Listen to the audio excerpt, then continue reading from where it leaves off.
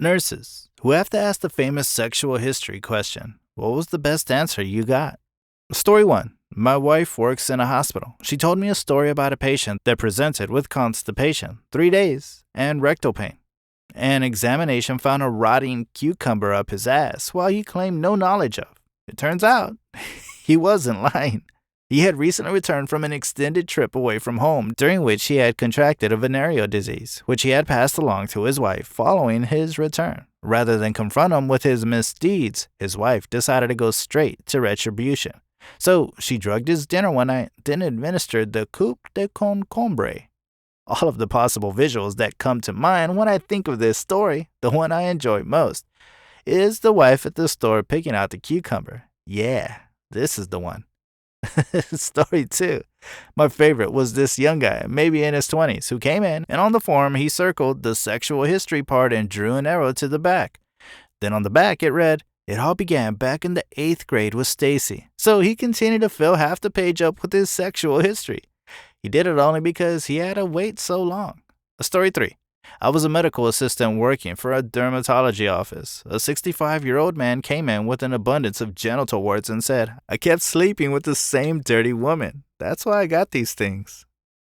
Story 4. Many years ago, I had to accompany my grandma, RIP 2013, to a deposition hearing. I can't remember what it was exactly. She was suing a grocery store because a shelf collapsed on her hand and broke her wrist. There was a big conference room table with her doctor, attorneys, and other officials. As they went down the checklist of questions asking how this injury affected her life, the attorney said, "Would you say that your sex life has been negatively affected?" Granny holds up her cast and says, "Hell yes." I was mortified. The room was humming with muffled giggles. Story 5. I'm a former phlebotomist, health historian for the most significant blood collection organization. One of the donors was an older lady, maybe early 70s. There were 5 to 10 sexual history questions in a row. Finally, she blurts out in the middle of them, "Honey, I've been dried up for years. Nobody's been digging in this for a long time." Story 6. A friend of mine had a liver function test scheduled. He drank a lot and had reached the point where he felt he should check whether carrying on like that was a good idea. He had to abstain from booze for at least 24 hours beforehand to ensure the test wasn't skewed by his liver having to process alcohol. What does he do the night before? He goes out with his colleagues and gets shit-faced. He has to cancel the test. Story 7.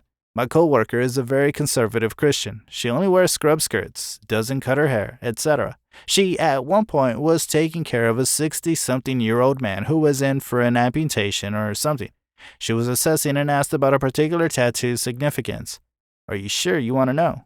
"Sure." It turns out the dude was a trained and certified dominatrix, or whatever the male version is. Sorry, a little naive myself. He explained the details and requirements of his training to my coworker for a good 4 to 5 minutes, finally stating that the tattoo was a trademark of some kind.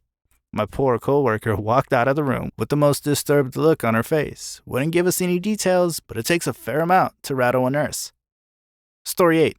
I work at a children's hospital, so usually not important since most of my patients are in diapers. However, we had a 14-year-old with multiple STDs. Thankfully, all could be treated with antibiotics. Unfortunately, when asked about her sexual history, she couldn't remember all of them, but there were at least 9 partners. The weird part was that her mom wanted us to talk about medical information outside the room so her precious angel wouldn't be corrupted with all of the sex talk. We informed her that we had already crossed that bridge. Story 9. I'm a hospital corpsman, Navy medic, and I had this older retired salt dog as a patient a while ago. His wife had passed away, but I didn't know that. When I asked if he was sexually active, he said, "Well, no, for 2 reasons. First, I'm married, and she's dead." Not that that would change a thing, though. I felt terrible, and then he just laughed and told me not to feel bad. It seriously caught me off guard. Story 10. Navy hospital corpsman here. After my ship pulled into Cyprus for a 3-day Liberty port, I had a line about 10 people deep of sailors and Marines and medical, looking to see the doc. The first 2 presented with the same discharge and swelling and stuff. Turned out to be a rather nasty chlamydia combo. And when I dove deeper, I found out they went to the same brothel. A little deeper and found they even saw the same girl. So 4 people in the same deal. When the next one walked in, all I asked, with eyebrows raised, "Selena?" supposed lady's name, and with a subtle and ashamed confirmatory nod, they sat on the table, ready for the dreaded bore punch. 5 out of 9 people I treated that day went to the same lady. Story 11. My wife is a nurse and once told me about a guy who had injected creek water into his penis with an insulin needle.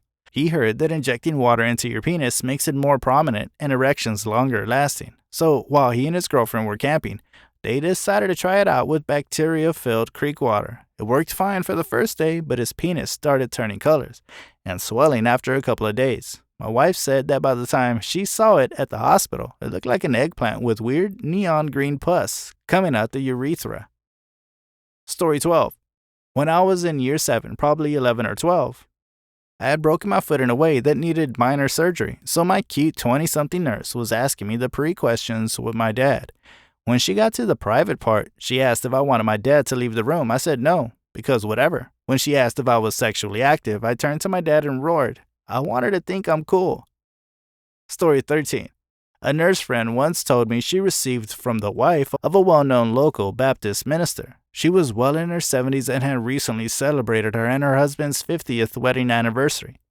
When asked to clarify, she admitted to being unfaithful to her husband, with over 1,000 men and several hundred women. Her most recent escapade had been the previous day. Story 14. I was a young 22-year-old medical student writing a 5,000-word case report about a psych patient of my choosing. This involves a pretty in-depth summary of a patient's life, including early development and sexual history. I eventually decided to interview this girl about the same age as me and managed to stammer out, I have to ask about your age of sexual awakening. She laughed out loud and told me I was blushing. I'm trying to remember what her answer was. I remember dropping my spaghetti that day. Story 15. I was in the surgery clinic and going through the review of systems, and like any good med student covering every system possible, as I was seeing this 72-year-old African-American guy. Any discharge from your penis, sir? With a smile, he exclaimed, not in about 12 years. It took me a half a second, then I cracked up and said, not that kind, sir, but you're hilarious. Story 16. When we learned to make histories in med school, we were required to ask and document all questions, including sexual history. This isn't that crazy, but a typical middle-aged lady came in and near the beginning said she'd been married for 18 years. When we got to the sexual history part, I asked if she was active. Yes, with men and women, both. And how many partners she had in the past year. 11. Okay then, open-minded. Story 17. I worked in an infertility clinic. We had a young couple who came to the clinic to get pregnant. We could not find a cause for their infertility. Both were young and in textbook perfect health. We brought them in to give them the test results. All infertility investigations were regular, and the treatment plan. The nurse saw them first and came out with an odd look. She said, just trust me on this, but you need to go tell them about the birds and the bees.